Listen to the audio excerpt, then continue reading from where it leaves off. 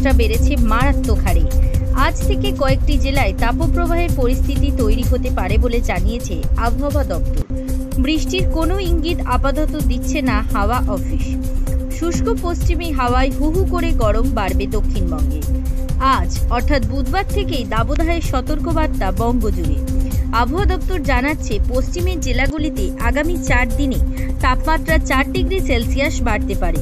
বুধবার 17 এপ্রিল থেকে শুক্রবার 19 এপ্রিল পর্যন্ত গরম আবহাওয়ায় থাকবে।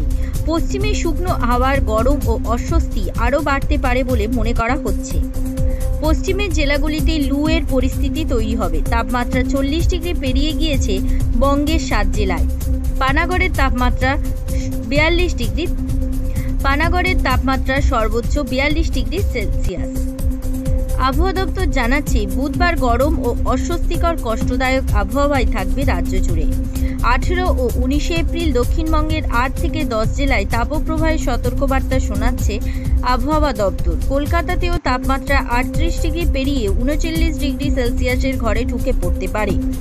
গরম ও অস্বস্তি এতটাই বাড়বে যে শুক্র শনিবার নাগাদ কলকাতাতেও হিট ওয়েভের পরিস্থিতি তৈরি হতে পারে।